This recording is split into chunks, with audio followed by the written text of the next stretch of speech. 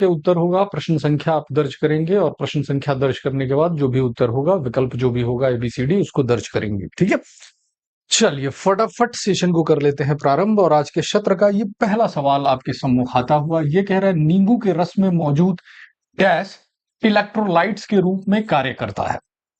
Dash present in the lemon juice acts as electrolytes. Electrolytes के रूप में विद्युत अपघटन में जो इलेक्ट्रोलाइट्स विद्युत अपघट्य का उपयोग करते हैं, तो नींबू के अंदर मौजूद कौन सा पदार्थ है जो इलेक्ट्रोलाइट्स के रूप में कार्य करता है? आपके ऑप्शन है नाइट्रिक अम्ल साथियों, सल्फ्यूरिक अम्ल, सिट्रिक अम्ल या फिर हाइड्रोक्लोरिक अम्ल। ठीक है, चलिए फटाफट यहां पर बताएंगे कि नींबू के रस में मौजूद इलेक्ट्रोलाइट्स के रूप में कार्य करने वाला अम्ल जो है साथियों, ये अम्ल कौन सा है? यस, तेजी से फटाफट। ओके, फटाफट तेजी से इसको साथियों आप लोग जो है आंसर करेंगे। यस, ठीक है, फटाफट। यस, देखिए यहां पर जैसा कि आपको पता है कि साफ साफ क्वेश्चन के अंदर हमारे पास दे दिया गया है नींबू का रस। तो नींबू के रस में नाइट्रिक अम्ल की उपलब्धता होती है? नहीं होती है। ठीक है, सल्फ्यूरिक अम्ल की उपलब्धता होती है? नहीं होती है। हाइड्रोक्लोरिक अम्ल की उपलब्धता होती है? नहीं होती है। ये सारे अम्ल, चाहे नाइट्रिक अम्ल की बात करो, सल्फ्यूरिक अम्ल की बात करो, तो ये सारे मिनरल एसिड होते हैं। ठीक है, मिनरल एसिड होते हैं साथियों, जिनको हम लोग लैब में प्रिपेयर करके बनाते हैं। हालांकि नाइट्रिक एसिड, सल्फ्यूरिक एसिड भी इलेक्ट्रोलाइट्स का काम करते हैं, इलेक्ट्रोलाइट्स के रूप में ये काम करते हैं। बट इसने क्वेश्चन में साफ साफ पूछा है कि नींबू के रस में, तो नींबू के रस में सिट्रिक एसिड पाया जाता है और सिट्रिक एसिड जल के साथ आयनों के रूप में जो होता है वो टूट जाता है, और आयन के रूप में यानी कि चार्ज आ गया, और flow of charges is called electricity, तो इलेक्ट्रिसिटी को फॉलो करेगा, तो इलेक्ट्रोलाइट्स के रूप में कार्य करेगा। तो सिट्रिक एसिड जो है ये हमारे पास क्या है साथियों, ये राइट आंसर है। ठीक है, ओके, अगले सवाल की तरफ चले। अगला सवाल देखिए, क्या रहा है कि दिए गए आरेख को देखें। आरेख केतली में पानी को उबलते हुए दर्शाता है। पानी के उबलने पर किस प्रकार की ऊर्जा का उपयोग या उत्पादन हो रहा हुआ है? यहां पर इस फिगर को देखें। इस फिगर के अंदर केतली के अंदर पानी को उबलते हुए दिखाया गया हुआ है। तो उबलने पर किस प्रकार की ऊर्जा का उपयोग या उत्पादन होता है? आपको दिया गया है ऊष्मा ऊर्जा है, विद्युत ऊर्जा है, ध्वनि ऊर्जा है। आपके विकल्प दिए गए हैं केवल एक, केवल दो और तीन, या फिर एक, दो और तीन। चल फटाफट इसका आंसर करेंगे साथियों। ठीक है,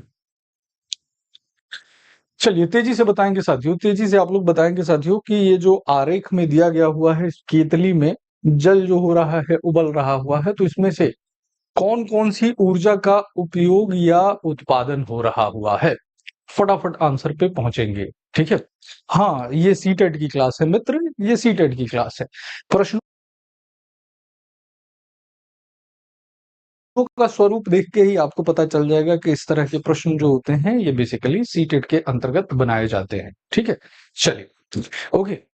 अब यहाँ पर देखो, जरा ध्यान से बात को समझना। सबसे पहले क्या हो रहा है, पानी उबल रहा हुआ है। तो पानी उबल रहा हुआ है, तो उबलते हुए पानी में वाष्प के रूप में ऊष्मा ऊर्जा निकलेगी, तो ऊष्मा ऊर्जा का उत्पादन हो रहा है, ऊष्मा ऊर्जा का उत्पादन हो रहा है। ठीक है, अब देखो केतली कह रहा हुआ है, इलेक्ट्रिक केतली है, मान के चल लो कि इलेक्ट्रिक केतली है। हालांकि क्लियर क्वेश्चन में नहीं किया हुआ है कि किस तरह की केतली है, बट हम मान के चल सकते हैं कि अगर इलेक्ट्रिक केतली है तो इस केतली को चलाने के लिए क्या चाहिए होगा, विद्युत ऊर्जा। आपके घरों में भी इलेक्ट्रिक कैटल होगा, तो इलेक्ट्रिक कैटल के द्वारा इसको ऑपरेट करते हो, तो विद्युत ऊर्जा का भी उपयोग हो रहा हुआ है। साथ ही साथ जब पानी उबलता है, जब पानी उबलता है तो आप देखते हो क्या बनता है, पानी का जो जलवाष्प होता है, वाटर वेपर होता है, उसके बुलबुले बनते हैं।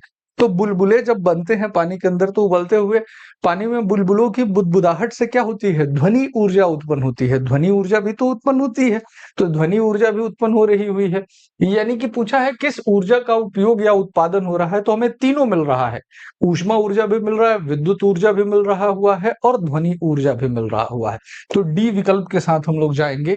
एक, दो और तीन, एक, दो और तीन, तीनों के तीनों जो हैं ये हमारे पास साथियों ये राइट आंसर है। ठीक है, first, second and third. Okay, अगले सवाल की तरफ बढ़ते हैं। अगला सवाल देखते हैं, धातुओं के विशिष्ट गुण हैं। The characteristic properties of metals are. आघात वर्धनता, तन्यता, अम्लीय ऑक्साइड का निर्माण। अब आपको आंसर दिए गए हैं केवल एक और दो, केवल एक और तीन, केवल एक और केवल अच्छा केवल क्या दिया हुआ है 3 और 1, यहाँ पर 3 कर लीजिएगा। केवल 3 और 1 दिया गया है या उपरोक्त सभी। ठीक है, चलिए फटाफट यहां पर बताएंगे साथियों, फटाफट यहां पर बताएंगे। ओके, तेजी से बताएंगे। यस, पेपर 2 के लिए ही होता है कंचन कुमारी जी, पेपर 2 में ही जो होता है मैथ्स और साइंस का पेपर आता है, तो साइंस पेपर 2 के लिए होती है, पेपर 1 में ईवीएस होता है सिस्टर। ठीक है, ओके, चलो फटाफट इसका आंसर करोगे, फटाफट इसका आंसर करोगे साथियों। यस, तेजी से। तो इसमें राइट आंसर क्या है? धातुओं के विशिष्ट गुण क्या है? देखो सबसे पहले कहला है मेलिएबिलिटी। मेलिएबिलिटी आघात वर्धनता का मतलब क्या होता है? धातु को पीट पीट कर पतली चादर बनाई जा सकती है। Metal can beaten up and changes into thin sheets. जैसे कोई भी मेटल है, मान के चलो एल्यूमिनियम है। अब जैसे मैं एल्यूमिनियम की बात करूं, एल्यूमिनियम को देखो पीट पीट कर पतली चादर बनाई जा सकती है। एयरक्राफ्ट की बॉडीज जो होती है एल्यूमिनियम की मिश्र धातु ड्यूरालुमीन की बनी होती है। आपके घर में जो प्रेशर कुकर है वो एल्यूमिनियम की बनी हुई होती है। ठीक है, एल्यूमिनियम फॉयल आता है जिसको सिल्वर फॉयल आप लोग कहते हो। अपने रोटी को आप लोग लंबे समय तक गर्म रखने के लिए फॉयल पेपर का उपयोग करते हो। तो देखो, तो पीट कर कितनी पतली बना दिया गया, बिल्कुल पेपर के आकार में इसको बना दिया गया। तो आघात वर्धनीय होता है। तन्यता का मतलब होता है खींचकर तार बनाना साथियों, खींचकर तार बनाना।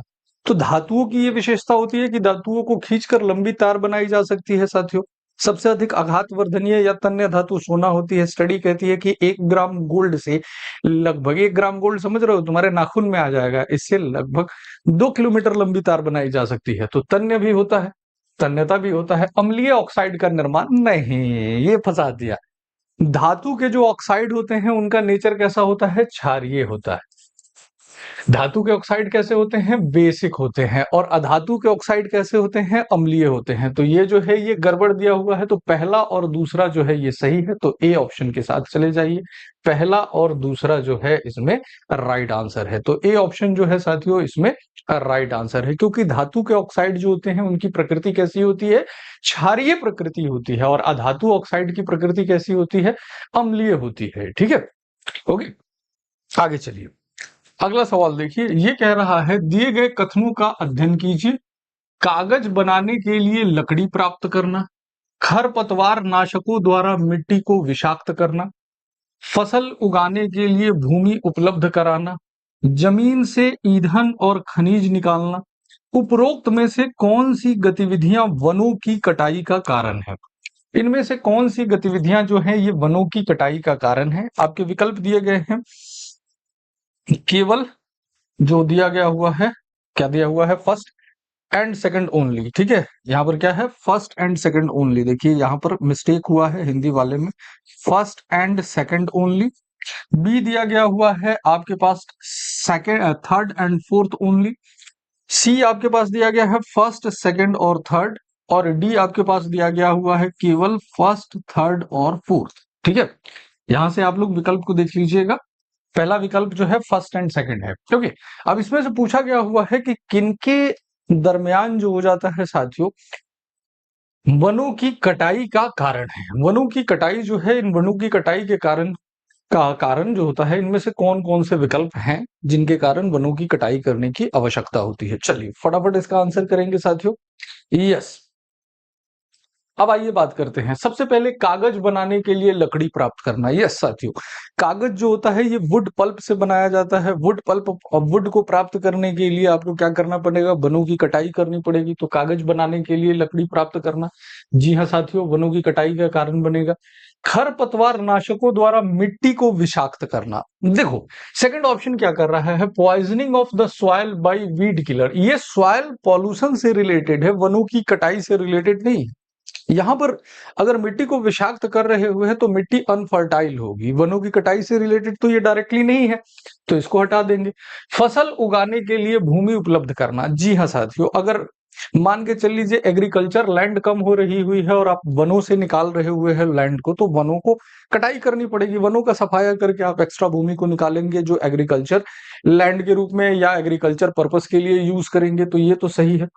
जमीन से ईंधन और खनिज निकालना, जी हाँ साथियों, कई जगहों पर पता चलता है कि वन के नीचे वाला जो भाग है वहां पर कोई ईंधन है या खनिज है, तो उस स्थिति में खनिज का खनन किया जाएगा या ईंधन निकालने के लिए खनन किया जाएगा, तो उस पार्टिकुलर वन क्षेत्र में जंगलों को क्या किया जाता है, काटा जाता है। ठीक है, जंगलों को काटा जाता है। कई सारे जगहों पर भारत में भी देखिएगा तो ऐसे कई सारे जगहों, छत्तीसगढ़ में स्पेशली ये चीजें देखने को मिली है कि खनन के चक्कर में कई सारे भूमि के जो वनों के भाग हैं उनकी कटाई की गई हुई है।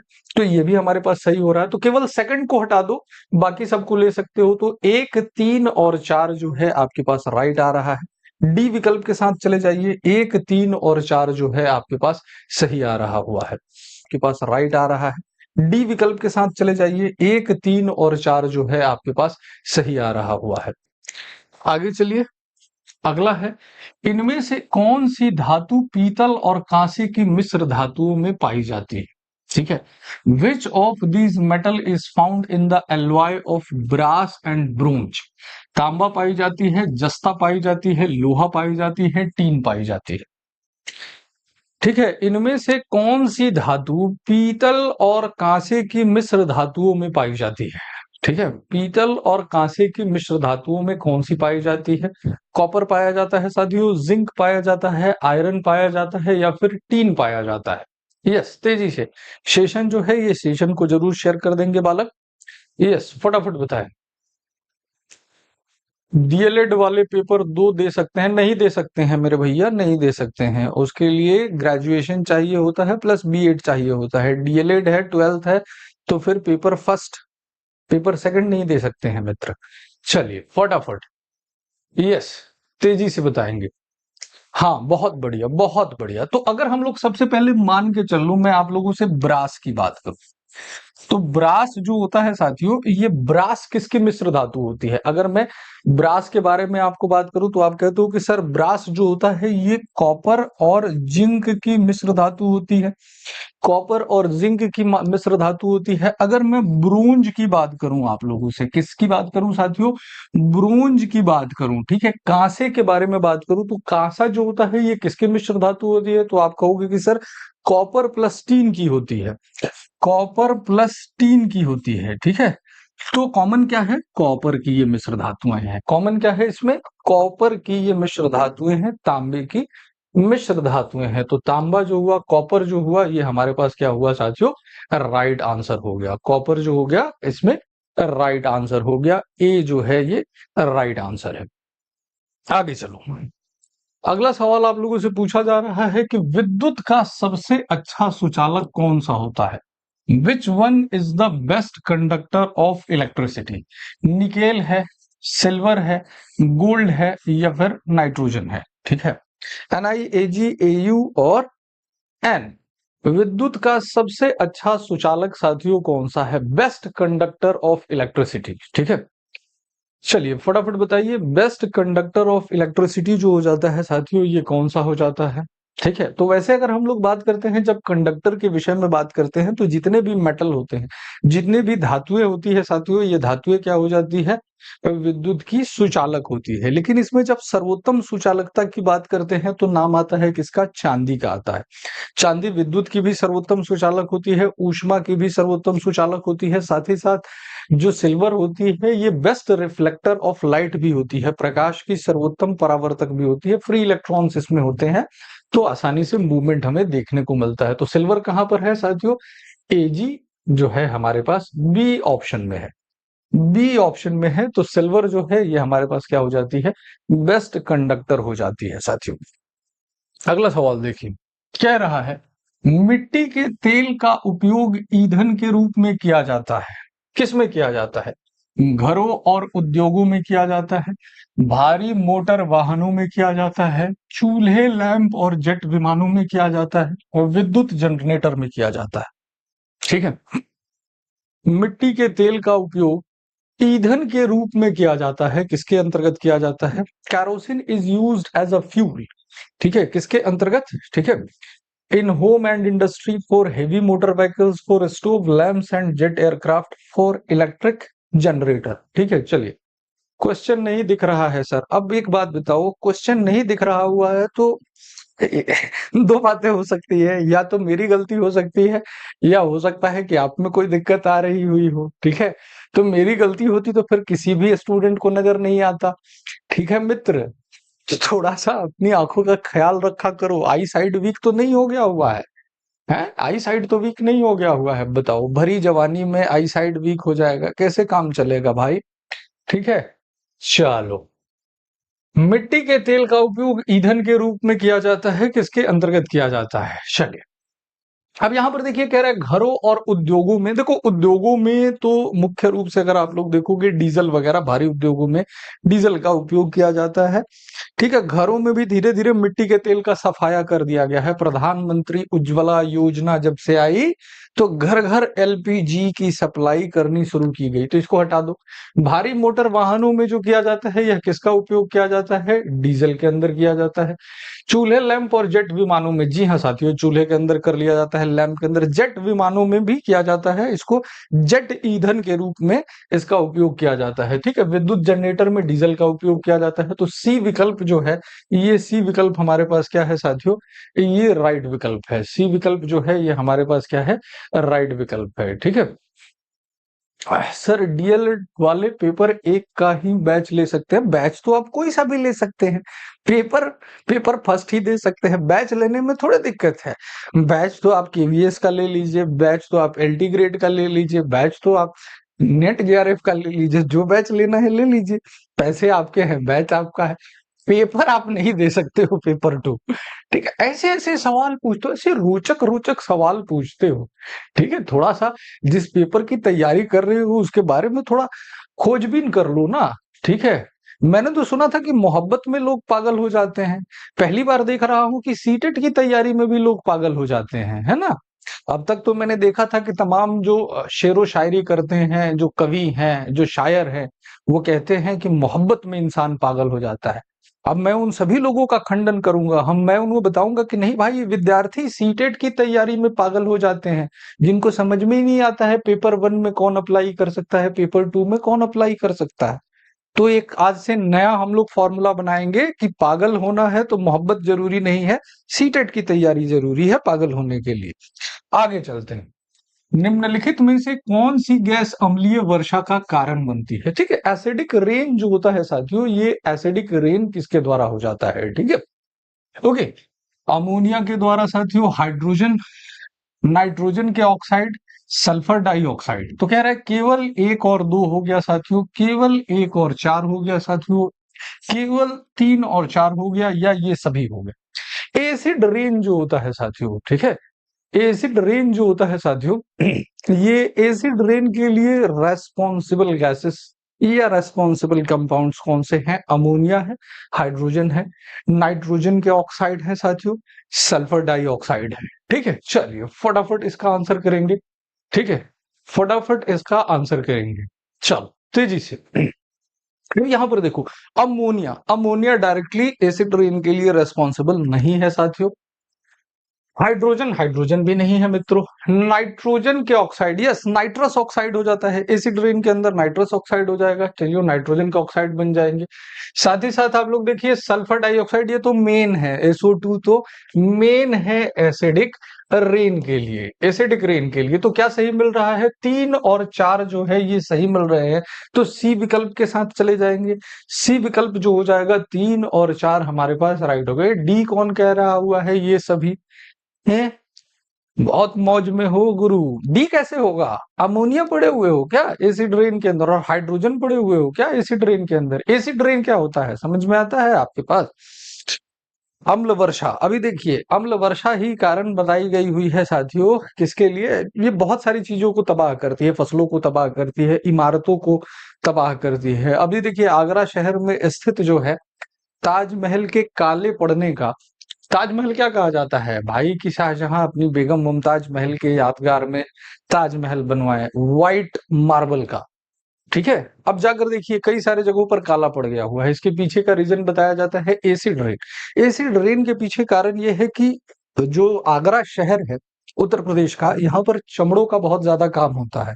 ठीक है, चमड़ों का बहुत ज्यादा काम होता है, इसके बहुत सारे कारखाने हैं जिनसे सल्फर डाइऑक्साइड, नाइट्रस ऑक्साइड जैसी गैसेस जो होती है, ये गैसेस साथियों निकलती है। और ये एसिड रेन के लिए रेस्पॉन्सिबल होती है। ठीक है, तो सी विकल्प जो है, ये सी विकल्प राइट है साथी। अगला सवाल देखें। गलत है, याद रखिएगा, पूछा गया हुआ है, गलत है साथी।